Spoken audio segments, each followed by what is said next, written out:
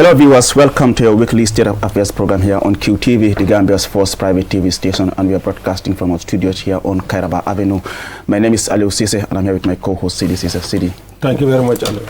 Thank you very much, Sidi Cisse. I mean, we all know the Gambia is a tax-based, or some will say a cash-based economy, and because of that, the role of the Gambia Revenue Authority in terms of collecting revenue for the development of this country cannot be overemphasized, and it is by law that it is mandated to be collecting revenue for the government. And this week joining us is nobody but the Commissioner General of the Gambia Revenue Authority, Yankuba Dabo, who also doubles as the chairman of the West Africa Tax Administrative Forum. Mr. Dabo, thank you so much for being on the State of Affairs program. Thank you once again, Mr. Cisse.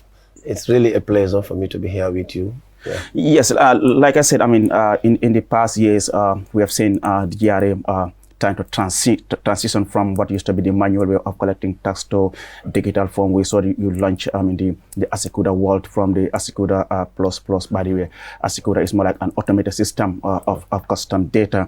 And in last year, you collected $12.5 billion for the government, and this year you are targeting over $13 billion. I mean, no doubt we have seen the government implementing several projects, all fully funded by the government through taxpayers' money.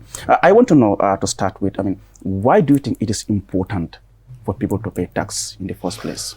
Thank you very much, Aliou, for that very important questions. As a country, we must have an institution that is mandated to collect revenue for the government. And in this case, for Gambia, it is the Gambia Revenue Authority. The Gambia Revenue Authority was established way back in 2004. It started operating in 2006-07. And this, before the Gambia Revenue Authority, it used to be the Customs and Excise Department, and which was a standalone, as well as the income tax, we call it then. You know, then, but then the government felt the need, through the help of our development partners like the World Bank and IMF, that there is that need to bring these two institutions together so that they can have more efficiency in what they are doing. And one of the best decisions government has ever done is to bring creation of the GRA. And since the creation of GRA, the revenue collections and the efficiencies has been increasing year in, year out. And then the staffs as well, the number has been increasing, and we are attracting also more qualified and professional staffs. Because it is only through having good staffs within the institutions that you will be able to mobilize the needed revenue for the government. As you mentioned earlier on, that Gambia is a tax-based economy, and therefore you need to have an institution that is efficient so that they can collect that needed revenue for the government. I mean, talking about efficiency, I mean, like I said in the intro, last year you exceeded your target of $12 billion. How were you able to make this despite the pandemic, the COVID-19? It's true, thank you. It's true efficiencies that we put in the services. For example, you did mention of digitalizing our way of doing work, because in the past, the way the revenue collections is set up and now is completely different. With the GRA setup, we have over 7 departments, and we have each of these departments are headed, and most of the staffs are very professional and they have the required qualifications. And together, working together, they are always able to bring something better on the table. Yes, last year we were given a target of over $12.5 billion. And we were able, it was tough, very tough, because we talk about COVID, and you know how difficult situation are. But because of that efficiencies that we have in place, using the digital, economy, using the digitalizing the system of our tax collection. I'm sure we'll talk about the Asycuda, we'll talk about the GAM tax nest later. But using those digital tools, we are able to collect what we are supposed to have, and that is the 12.5 billion. And this year, our target, initial target was 13.5 billion, of which we are struggling very hard. Our aim is to get that amount, because we always try to do our utmost to make sure that whatever government target is given to us, we make sure that we work to make sure that to get that. Because that's kind of the contract between us and government. Once we agreed on something, the institution will do everything humanly possible to make sure that we achieve that target. We are struggling. I'm sure we'll get to that. Exactly. You're talking about how you're struggling to meet this target. I mean, but let's now talk about the different type of taxes. Okay, I would break it down into two. Basically, you have a lot of tax regimes in different areas, but for the layman, you have the international trade and then the domestic tax mobilization. The international trade, that is what we used to hear, the customs, the imports. Those are the ones we refer to as the international trade. And we have a department that is basically responsible for that. That's the Customs and Excise Department. The officers that are in that department, basically they concentrate on examination and assessment of international trade. And then we have the Domestic Taxes Department. Here again, you have officers that are basically responsible mobilizing the domestic revenue. And what they do basically is to do the assessment, and then at the end of the day, the kind of tax system we have is self-assessment in both departments. Okay. If it is the domestic revenue, it is the businessman who will assess himself or herself or the company and then come to us and say, this is what I am supposed to pay. He filed in. And we, at the level, we accept it and look at it. However, it is subject to audit. Okay. So that's where we wait for them. We give everybody benefit of the doubt until you proved otherwise. We'll tell you to submit, and then we look at it. If we are not satisfied with your submission, we send you our tax auditors, and then they will go and check. Whatever comes out of that, so be it. If you do good, then that's it. If you do otherwise, then you dance to the music. Likewise, the international trade too. When someone imports a container or containers or brings in the vehicles, it is your responsibility to tell the authority how much it costs you to get your container. It is not us who should tell you how much your container get to here, how much you bought the goods, how much you pay the freight, insurance and everything. It is your responsibility. All that we expect from everybody is give us the original documents. Now, if things happen on the other hand, you tend to give us a document that is not, to our opinion, is not correct. We look at it, and then we have what we have, our backup values. So we will, if you don't give us what you're supposed to give us, then we have something that we can pick up. So basically, these two departments are responsible for mobilizing revenue, the customs and the domestic taxes. However, they have also supporting departments. And these departments also are manned by professionals. For example, Finance and Accounting Department, which is responsible for collection of the money and reconciliation, and then the banking. We're dealing with a lot of commercial banks in the country where our people, staff will assess, you can go there directly and pay. But when you pay through our systems, it's also reflected. And the people that are working at Finance and Accounting Department, their duties are to look at every payment, every butut that is paid, to make sure that it goes to the Consolidated Revenue Fund at Central Bank. Yeah. And this is done on a daily basis. So that department, their responsibility is to make sure that every money that is collected is banked. And at the end of every month, we have to account for every butut that is collected. All these billions you are hearing, every month we have to account for it. We do have a reconciliation with Accountant General's Department, with Ministry of Finance, as well as the money that goes to the Central Bank. We have to write a monthly report and submit to our principals to say this is what we've collected and this is the reconciliation.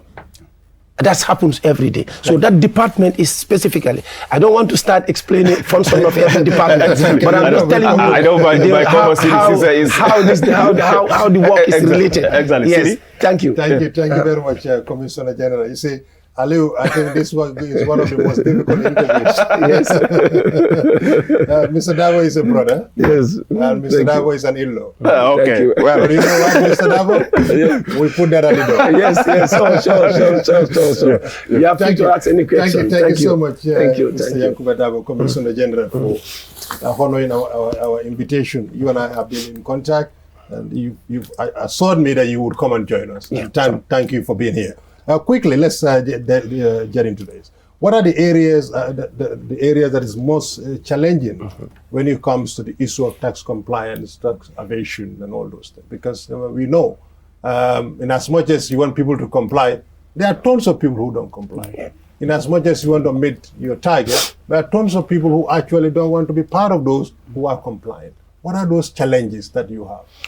Basically, thank you for the question. Basically, revenue collections, it is not easy. It is one of the most difficult jobs you can find yourself. But you know, in life, we all have careers. If it happens that you happen to see yourself in that side of the field to be the career taxman, you have no other choice, but you have to do it. Why I'm saying that is difficult is because no human beings wants to do away with money. Not individuals, not companies. So that is what make our work a little bit difficult. However, it is a job that we've signed and we must do it. But difficult part of it is that people, one, they don't want to keep proper records. Businesses, we have businesses, but businesses don't want to keep proper records. And you know, those who keep records don't also want to pay on time. There's a specific periods are given for this tax payment to happen. But most of them, they wait until after. Even where we have indicated that interest and penalties will be charged if you come late payment. That still people will not want to depart with money. So in general, we have poor record keeping. Two, we have a lot of people who are out of the box of the tax bracket. What do you mean out of the box? Out of the box means that they don't want to, come forward and pay. You're talking about compliance. Yeah. So it means that, we have a database of most of the taxpayers in this country. And how we get that? Let's deal with this thing in a periodical form. Like we're talking about the domestic taxes. And the domestic taxes, we break it, the tax department into two. We have what we call LTU, the Large Taxpayers Unit. The staff that are concentrated on that area deals with structured businesses, big companies, for example, the banks, the insurance companies, and big corporations. So that those are the people that are there concentrated on those people. And it's not that difficult to deal with structured business. Because most of them, at the end of the day, they do have audited accounts. And dealing with them is not difficult. They will be paying on a monthly basis on other taxes. You have different taxes. They will be paying on monthly basis, but basically they are corporate taxes. They will paying that on quarterly. And at the end of the year, they will have their audited accounts, and whatever they have paid in the past will be deducted from that, and then they do the final payment. So to deal with those kind of structures companies, it makes life not very difficult for us. Where we have most difficulties is the small and medium taxpayers. And those are the middle businesses that you have, the small business around. Those ones, most of them, they don't want to keep proper records. They only want to do it, the banner business. They don't want to really structure their business in such that they can properly put their taxes in order. And here we have a lot of difficulties. When you talk about small businesses want to do the banner one, there are also established ones. Yes. Whereby you go to, business chains, I don't want to name names here, who are big importers of electronics or household goods. They will have duplicates of receipts, different types of receipts. Some are informal receipts, some are formal receipts.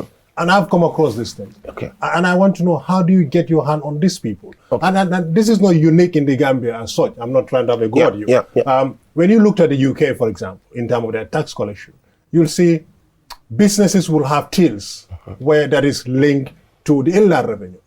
They can see all transactions.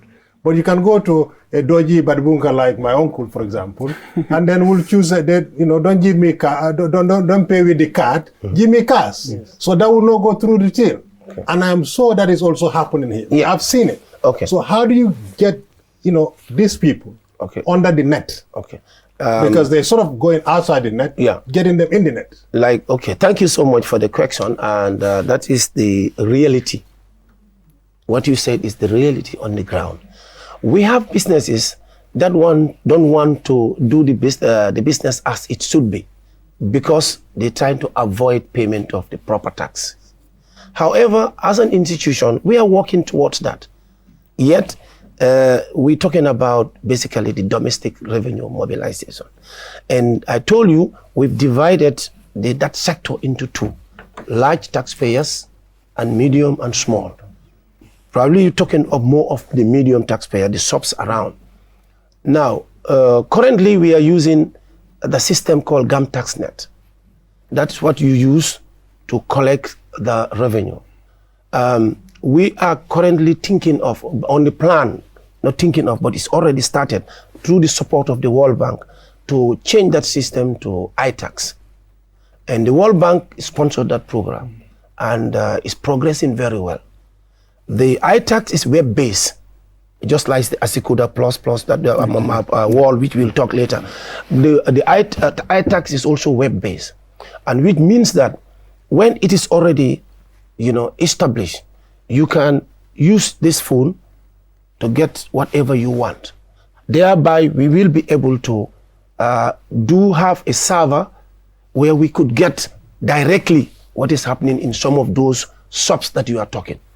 But as we speak now, we haven't got that kind of software where we can see or can have grip of what is happening at Gimpex Road or Kairava Avenue. What we have is, we have our tax auditors. We give them the benefit of the doubt to submit whatever their accounts are, and then our tax auditors will go there, and then we'll check their files, and they audit, and in most cases, when they audit, they do see those kind of discrepancies you are talking. But gradually we'll get there. Like we did with the international trade from the Asycuda, now we are in the wall. And it makes a whole lot of difference. When we get there, I'll talk about that. So there also, domestic side also, we are moving gradually. And inshallah, we'll get there. Thank you. Once we are able to have that digitalization complete, we will get most of them who are hiding behind the table. So we can see you doubling your target. That's it. So certainly. Another thing before you come in is the informal sector. I talk about LT. I was going to bring that later, but go ahead. Go ahead. The informal sector. Yes. The informal sector is a large sector that is there, and they don't want to graduate. Most of them don't want to graduate from being informal. Farmers, for example, they will tell you. There's some are not only the farmers, but you have workshops, some big tailoring shops, big carpentry workshops, mechanic shops, and all these shops and the corner shops and that are there. They are large. But this business is, the intention of every business entrepreneur is to grow. You don't want to start business 10 years where you start, you still stay. Take an example of the Q group. Where did they start? Where do they start? From 10, 15, 20 years ago. I know where they started. Where is Q group today? They are in different length. So our expectation of every business is, you start small, we help you.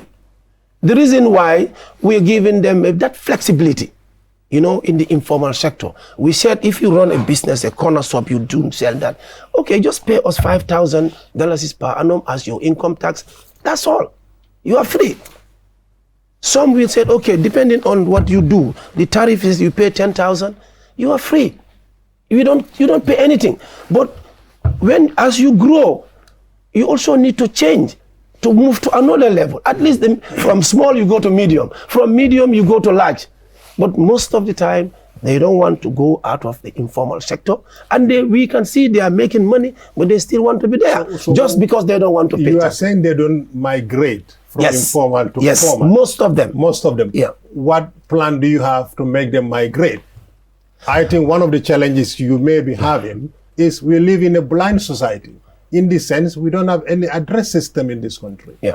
You know, if I sit in Brufut Asycuda with my little carpentry workshop for a couple of years, the next minute I move to Jamekunda to the next couple of years. You know, so what are your plans to migrate them to formal sector? What we do, you have already partially answered the question. These people are not fixed. You know, you go to businesses in the Jimpex area. Yes. You go to businesses in Kairava Avenue. There's a particular business there. If you go there 2-3 years later, 5 years, you see it. So that particular one, you know the address, you can always target that business. But most of these people, like you said, they're mobile. You don't even do, today you go there, tomorrow they move to somewhere else. What we do with as an institution in that respect is we try to meet them. Our staffs will meet them. We invite them. You know, try to give them, encourage them, you know, and give them business advices. Some of them, what we do, we even identify some audit firms. You know, you have audit firms. Yeah. That the audit firms that are established, their main job is to prepare taxes for businesses. So most of the time, when we come across such things, we will call you, advise you, and then we'll tell you, okay, you can go to XYZ. You know, they will help you to prepare your businesses for you so that at the end of the day, you can know. Because if you are doing a business, you don't have any sense of direction. You don't even know your profit out of your capital. So we normally advise them. We try to work with them, we advise them, we give them direction. Go to so and so, they will help you to prepare your account for you. They can even help you to put up an Excel for you in your laptop or whatever. You know, that will help you. You can improve. And most of them, when those who take the advice, they see that they improved and it's helpful. And you would want to comment your relationship with the area councils, because some of these, you know, businesses, one would have thought they were paying trading license and here and there, things that they need to pay to the area council. What sort of relationship, collaboration do you have with the local authorities that these leakages doesn't continue to happen? Probably you might have Mr. Bojan sitting somewhere who actually is paying trading license but have not registered with the National Revenue Authority. Well, you are absolutely right. In fact, a lot of people confuse the area councils role in terms of collecting their rates vis-a-vis that of the GRA. And it's completely different, What area council do and what we do is completely different. But we can collaborate in certain areas. And if I can quote an example of the relationship between we have with the councils, we are collecting the car parking fees for them. They used to go to the car parking. If you remember, a councils goes to making tickets, giving these, you know, for vehicles and blah, blah, you know, they collect that for the councils on their behalf. But government at one point made the decision that this should go to GRA. We think GRA can do it better because that's their line of duty. And they have given us the responsibility of doing the car parking, collecting the car parking fees, and also the road tax and lancing. What we did was we advised the government some time back that instead of using the ticketing system, you just buy a ticket of $5, $10, it's time to give out receipts. Receipts can be duplicated sometimes. You never know what people who want to beat the system. Excellent. You know, so we advise that we put that car parking fees, a small fee of maybe 50 bututs, and road tax 25, lancings 25 bututs. It makes $1, and we put it on the price structure of a fuel, so that at the end of the day, all the vehicles that are using the car park area, the vehicles that are plying on the road, you only pay a small amount for your lancing, your road tax, and the car parking fee. And this happened to be a very, very, very, very good idea and a very good system. Because now, as long as you have a car, you're driving, you pay your road tax, unconsciously or consciously. And when we started that, the annual revenue target for that revenue line was about 3 million per year, because the collection was very small. But the moment we started that, it has jumped up to over 10 million. Of recently, it can even go up to 15 million a month. I'm not talking about an year, because it depends on the consumption. So you can imagine if you have 10 million liters of petrol sold particular month, and you pay only dollars, so that's automatically $10 million. So sometimes it's the initiatives that the innovations that we put in, that is what brings in the revenue. It is not just coming like that. We sit down, and sometimes we travel. When we travel, we see things and certain good practices that are in other places. When we come, we want to implement them in the country. So at the end of the day, that is what is bringing that extra revenue. I'm sure we'll get there. Yeah, if we compare where we started, when we started before GRA, and where GRA is today, it's like day and night. You will not believe it. On average, way back 2006 and 7, our monthly collection is both, department is almost 200 million a month, 200 million. Today, on average, our monthly collection is over $1 billion. On average. So you can see this happens simply because of the efficiency of the staffs, simply because of the tools that we are using in terms of digitalizing the system. These are the main drivers of that. And once among them, the new innovations, like I told you, about the car parking, our relation with Area Council, this we are collecting on behalf of them. Now, what we do, we don't collect and give them money. We're collecting money for different agencies as well. We collect and send the money to the Consolidated Revenue Fund at Central Bank. Now, it is the responsibility of the ministries or the government now to give those people that they assign us to collect. But for us, what we do, we collect and then send it to the central bank. And that's where we stop. It's very interesting. Viewers, you're still watching State of Affairs here on QTV. I'm your host, Asycuda. And our guest this week is the Commissioner General of the Gambia Revenue Authority, Yankuba Dabo. We'll go for a short break, and when we return, discussion continues. Looking for the fastest and easiest way to receive money transfers from abroad? Well, QMoney and RIA just made it happen. Now you can receive international money transfer from RIA directly into your QMoney account with no additional cost. Once you receive an SMS alert about your transfer, walk into any QMoney agent across the country to receive your payment for free, or use the money immediately to buy credit, QPower, and other QMoney services. It's fast, safe, and convenient. For more info, call customer care on 133. QMoney, Sinu Calpe. Terms and conditions apply. Hello viewers, welcome back from that short break. You're still watching QTV, the Gambia's first private TV station, and we are broadcasting from our studios here on Kairaba Avenue. My name is Asycuda, and this is your weekly State of Affairs program, the flagship political program here on QTV. And our guest this week is the head of the Gambia's National Revenue Authority, Yankuba Dabo. Before we go on the break, we were still trying to discuss about the domestic tax. Generally, how much do we collect as far as domestic tax is concerned? Domestic taxes collection, thank you, it's really changing. From the inception of GRA, the ratio is, 60-40, meaning the international trade, that's the international imports, will consist of the 60% of the total revenue, and the domestic tax comes with 40%. But because of the trends that is happening now in the world, we all know that there is a problem.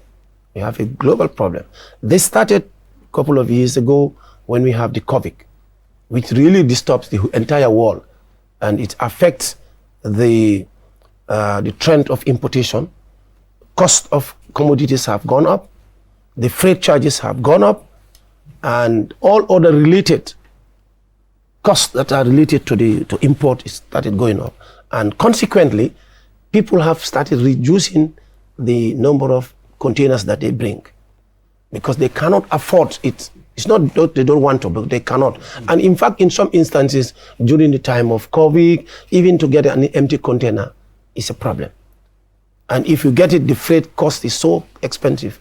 And that has, boiled down to the revenue that is collected by the international trade. And consequently, I'm coming to your question, consequently, that has made the domestic tax revenue to start going up. Because there's this saying in English, necessity is the mother of invention. Yeah.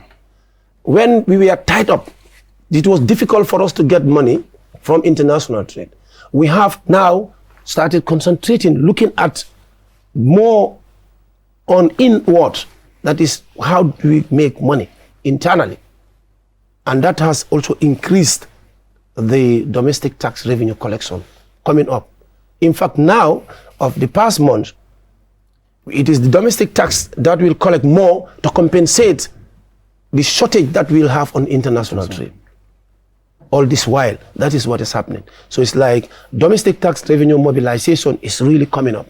And that is why we are putting more effort to get that system also to be a web-based system, so that we can have more money there. Because international trade is can be very fragile. Some small problem happening in other countries can affect your country entirely. Because you all know most of the things that we are getting here are imported. So an issue that happened in another country, for example, the current issue we have, Ukraine-Russia war, is serious. I'm sure we'll get there. Is seriously affecting our imports.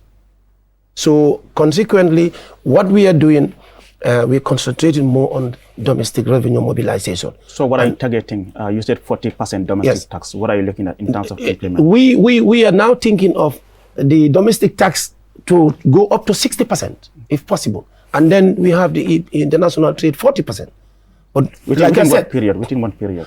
It depends, I cannot say 1 year, 2 year, but because it's a process. And process starts from the system change. Like Mr. Sise was asking, we need to have a system that we can have on web base, such that we can have interfaces with other businesses. We can connect them to our system so that what is happening there, we know it. And then we can also, wherever you go, you can have the system in your hand. Unlike the analog system where everything has to be run by wires, That's the system. That's where we want to go. I just have a question. In your response, you talk about the increase in the cost of living. Yes. Your office has come under attack by many that you are responsible for the taxes, and because of that, the prices of basic commodities has risen. How do you respond to that? Well, thank you. It's another important question. Sometimes it's just due to lack of understanding of what is happening, and people will just say what they want to say. But in reality, it is not, GRA is not responsible for increasing any taxes. We, as an institution, we are more of operational. We deal with operational issues. The issues dealing with tax rates and other increases is a policy issue. And from the ministry, it has to go up to parliament to get approval. So when someone says GRA increases this, it is just lack of understanding. We know that there is a global problem. There is a problem all over the world. And Gambia, when we started experiencing this problem, the first thing that we advised the Ministry of Finance was, what can we do towards the international trade to help our people? And in consultation with the ministry, we've agreed that 20% of the CIF values will be cut off from the values. For example, you have a container and that the total CIF value, because the custom duties are calculated based on CIF value, meaning cost, insurance, and freight. You apply the rate. The rate is determined by ministry, not us. They just give us the rates and then we just put it in our system. So, but what we have responsibilities is the invoice that you give us. So if that invoice, for example, is $20,000 for your container, 20% of that, we take it out. And then the balance, that's what we use to change the dollar rate or the euro, and then we change it with the rate that is there. Thank you. If I can just finish this. Okay. With that, we really help the businesses. And we also advise the ministry that, some years ago, that, probably we could just let the duty, the VAT and everything on rice so that it can be affordable. But we did that as well.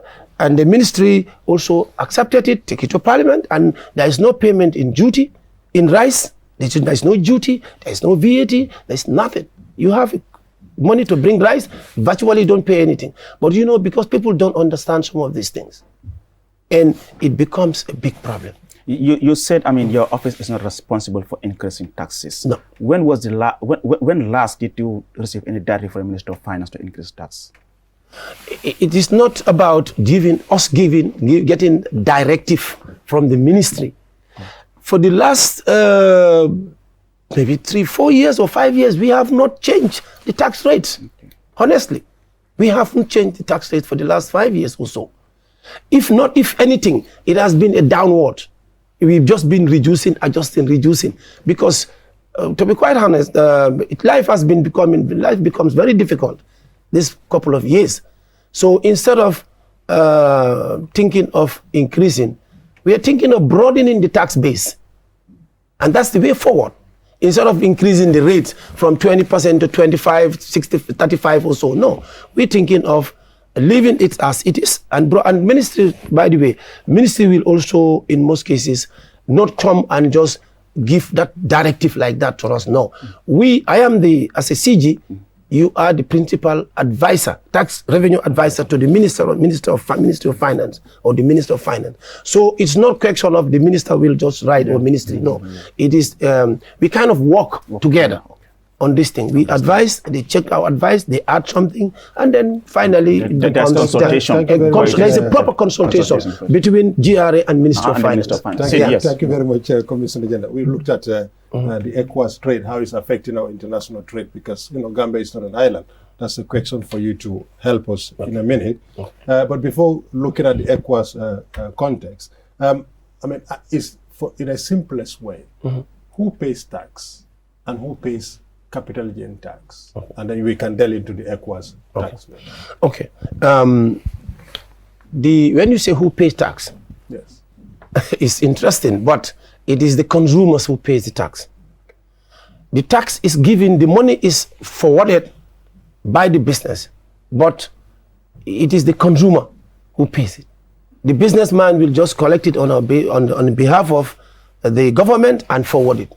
It is for example, I made it simple. When you go to a petrol station, you buy petrol, right? And when you are buying it, it is the owner of the petrol station, the OMCs, the oil marketing company, that will receive the money. To the person who is giving the money, he thinks that man owns all that money. Yeah. No. He take that money, take his own out, and also the cost of the fuel is how he get it. He put that, and then whatever government tax is there, he put that tax there. And then at the end of the month, our system, head office, we calculate, we know exactly each of them how much you have collect on our behalf. Okay. Where that the money comes is from consumers. So it is the consumers. We talk about income tax then. Yeah. Who pays income tax? It's the same. Yes. The income tax is not the businesses, it's the people, the consumers, the businesses that you have. Those are the people who paid it. That includes PAYE? No, I'll come to that. The PAYE, if I can come before I come to capital gain tax. Yes. The PAYE means that it's the income tax of an individual that works. And that means pay as you earn. Pay as you earn. PAYE. That's what we mean, PAYE. Yeah. Pay as you earn. Yeah. Now, in most of the organizations, this is automatically deducted from your salary before they pay you here. The account department will cut that one. That one you don't see it. Yeah. You don't smell it because your employee will not give it to you. Yeah. So they cut it from Aliu and others and put it together.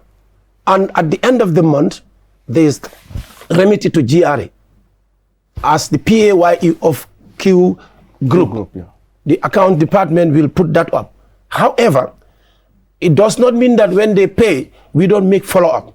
We have also our tax audit that will also make follow-up. And the way we do that also, before even the tax audit, we divide institutions into groups. We call them blocks. Q group will be belong to, even though they are LTU, but they will be under one block. and a group, certain people will be responsible. And another LTU, company, like tax. like taxpayers, taxpayers. right? And they will be following. For Q Group, for example, because we are here, that's why I'm using Q. Their people will be looking at all their various taxes that they pay. Be it PAYE, be it their corporate tax, be it the VAT, be it other taxes that they may, that are there. So the group that is responsible for that block will be following that. So that if Q Group did not remit their PAYE 1 month, 2 months, the third month the auditors will come for them. What happened? We have not seen this payment. So what is the threshold for the PAYE? In terms of how much do you have to earn for you to pay PAYE? It used to be below 2,000, but recently we make it up to 2,500. So you have to earn 2,500 before, otherwise, because we also advise on that. Someone who earns $2,000, you want to charge him tax. At the end of the day, he goes home with nothing. So at least decently, you will have to earn above 2,500. That's good. That's good. So that if you don't earn anything more than that, you get your money, you go. Your accountant will not deduct that amount from you. And this is also advice to the ministry. I want to get everything out of it. Let's go to capital gain. Okay, let me say that. Who pays capital gain? Yeah, he's asking a very important question. A capital gain tax means that you sell an asset. When you sell an asset, you must have got an asset some amount. Let's say 1 million when you get this land, you have $1 million is there. You got it for 1 million. 5 years along the ladder, especially this Kairava Avenue, land price has gone up. You want to sell that to 5 million. I'm just giving an example. Okay. Obviously, there is a gain that you made. So out of that gain, you, the seller, you paid it. Not the buyer. The buyer will just pay the stamp duty. But you are the one selling. You have made some extra money out of your business. So you are the one who should pay that money, because at the end of the day, you are also operating in an economy. And honestly, I mean, everybody who works within an economy, there's security. The government has to provide security for everybody. And the security also, we have to take care of them in terms of their pay and everything. So government also is getting. So you are doing business, you're making money. It is also your obligation to pay part of it. So the capital gain is paid by the seller. Anytime you heard the word capital gain, it means the gain, the individual or the company gain. You gain on your capital. You pay part of it. Now the other side is the stamp duty when it's land-related things. That when the other party will have to pay for that. You sell, the buyer will have to pay the stamp. But that one also, recently we advised government, instead of 5%, we make it 2%. So how effective is your office in collecting this capital gain? My office is very efficient in terms of collecting capital gain tax, because we have this working relationship now with Ministry of Local Government and Land. I mean, Commissioner General, I'm going to interject you. Yes. Effective, robust on collection. Yes. I mean, we have seen so many land problems. Yes, the land problems. And then, funny enough, one land that Ali sold to me, I paid a capital gain on it. Yes. And this is the same Ali, when I sold it to Mr. Yankuba Davo, and pays the same capital gain. Yes. So I am wondering, somebody somewhere is actually not doing due diligence. Yeah. Who is that? Okay. Is it DRA? Is it the area council? Okay. Is it the alcalos? Okay. So because we are in a crisis as far as land is concerned. And Commissioner, if you can just, because we need to discuss the Asycuda as well. Yes. Time is running out. We have a lot to discuss. Yes, we have a lot to cover. You should make it 2 hours instead of 1 hour. We can do it. Yeah. But can I answer his question? Yes, okay, thank you very much for that question related to land issues. Government in general is a division of labor. I mean division of labor because you have ministries that are responsible for different. Like Minister of Justice, we know what they do. Minister of Local Government, we know what they do. Minister of Finance. As well as you go down to the local authorities. Every sector has a responsibility. So one sector's lack of responsibility should not be blamed to the other sector. If somebody has a land in the western region, obviously the Brikama Area Council should have a register that every land that is within that area is transacted, they should have registered and, you know, a data or whatever. Likewise, KMC and other divisions. So if you sell your land or you sold your land, and you have to come to GRA to pay your capital gain tax. Before you come to GRA, you must come with documents, either from the lawyers, either from the local authorities, and we trust that what they have produced is correct. Because these are our partners, they are our sister agencies or governments that they are working with us. So before you bring any paper to us, it must be coming from a lawyer. And we believe that whatever document, most of the documents that lawyers will authenticate and work before they submit for payment of capital gain tax and stuff must be correct. So we rely on what is in front of us. And then we will look at it, how genuine those transactions are. And believe it, we are revenue collectors. You bring 5 million to my staffs, and it's end of month. We are away from our target by 10, 20 million or 100 million. So someone want to pay, 10 million. Are we going to send you away? No. We trust that what is coming from the lawyer or what is coming from the local authority is correct. And you want to pay your 10 million. We said we are happy to receive it, and then we stamp it, sign, and then we let you go. So it's like, in short, it's division of labor. Everybody has your responsibility. If everyone does their job well. If everybody does their job, then that's not going to be. It's very important. Just briefly before we move to the Asycuda World, which we launched a couple of months ago. I mean, let's look at the issue of double taxation. Some months back, you were in Dakar with the Minister of Finance, where you started talks with your counterparts in Senegal. Take us through this double taxation agreement that you want to have with Senegal. Why is it important? Thank you very much. Basically, in summary, because we may not be able to go into detail, but in summary, what it means is to avoid paying taxes for the same income twice. For example, a Gambian that is working in Senegal. A lot of Gambians are there. They are working in Senegal and they are doing business there. And obviously they are paying taxes there. The same amount of money. If they come with that to Gambia, we also said, GRA said, you come and pay again. Income tax on that. Is it fair? This is the overall meaning of double taxation. We want to give the citizen the opportunity of, not to pay tax twice in certain capitals that they have, or the incomes that they have. And we have realized that before that of Senegal, we have double taxation agreement with countries that are very far. Morocco? Morocco, we have double taxation agreement with them. Recently with Sierra Leone, we are talking about UK, we're talking about, South Africa, different. And our neighbors, Senegal, we did not have. So we thought that was a shortcoming. So in consultation with Ministry of Finance, we work with our partners in Senegal, the ministry there. We are yet to complete it. Okay. We went there, we did some work. They have to come here, and then we finalize it, and then the signatures will take place. Okay. But in summary, it's just to avoid paying taxes on incomes, that you have already paid in another country, and then you bring it to your own country where you have to pay again. Basically that's Let's now move to Asycuda World. I mean, like I said a few months ago, you launched the Asycuda World from the Asycuda Plus, as you call it. I mean, what is so special about this Asycuda?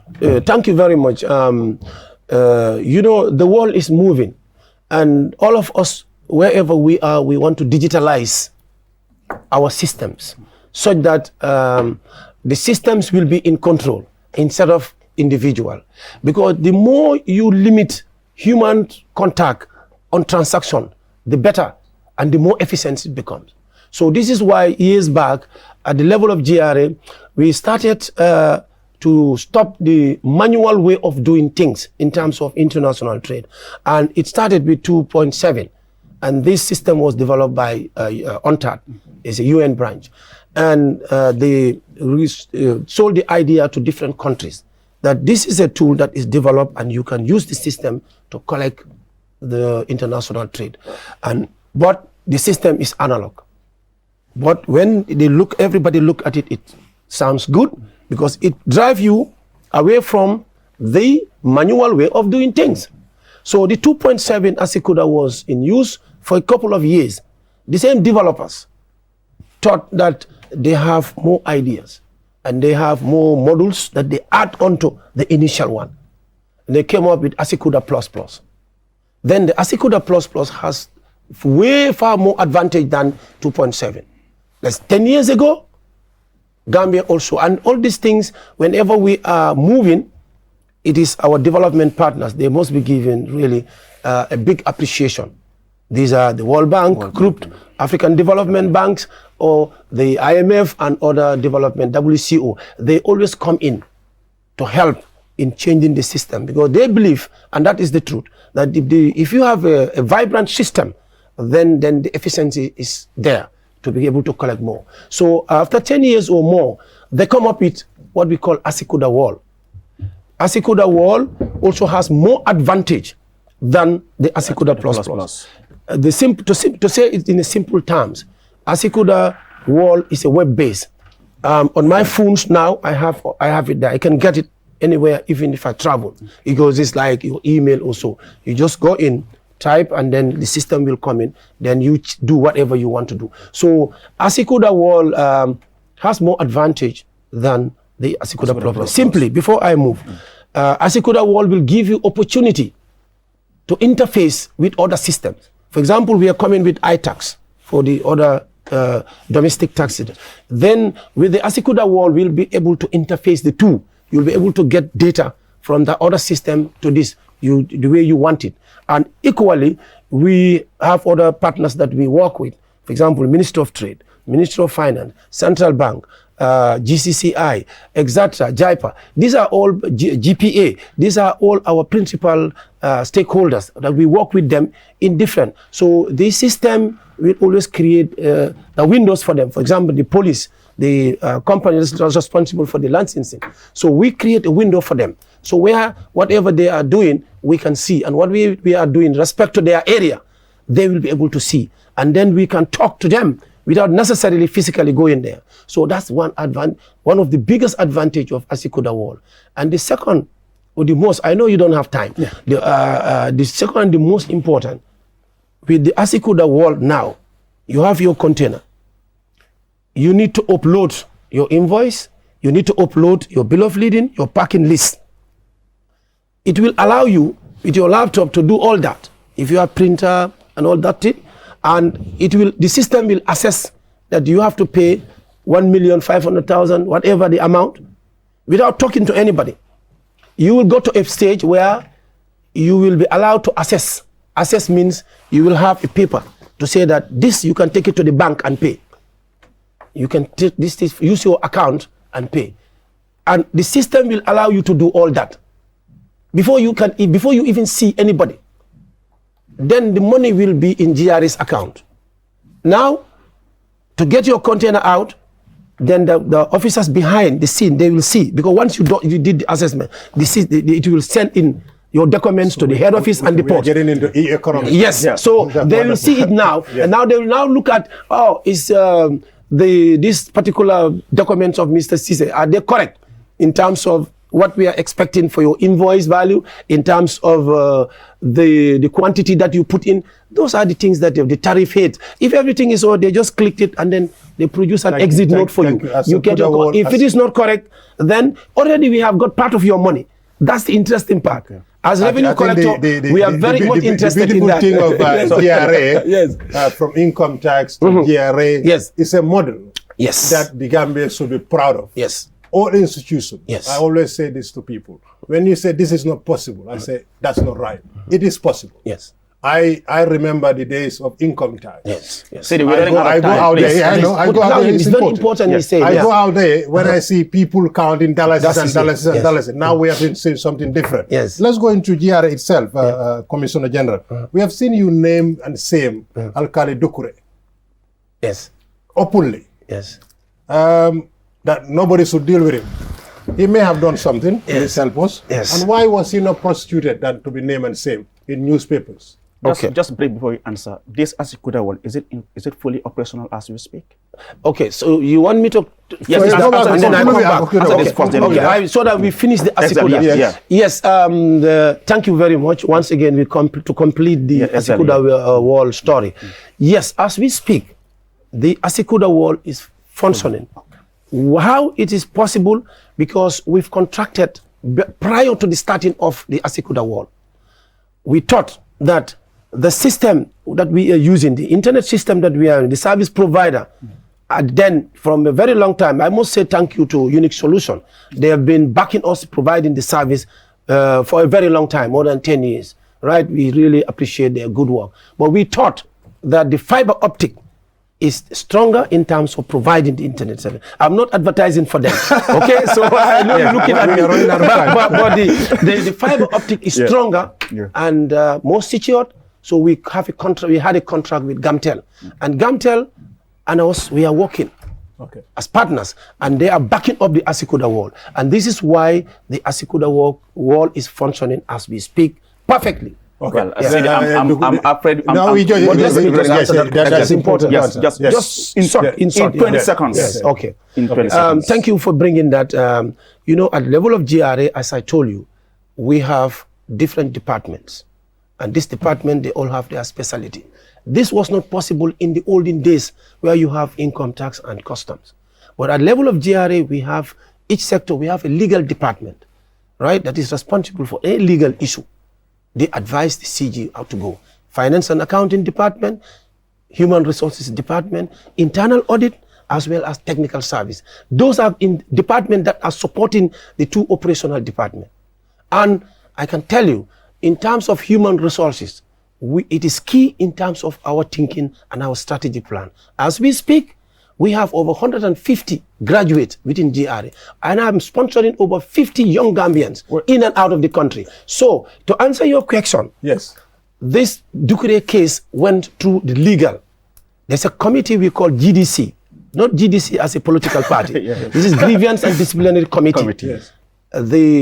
His issue went through them, and they have checked, they've invited him to come up, and before we go to that level of dismissal, we give you a benefit of doubt.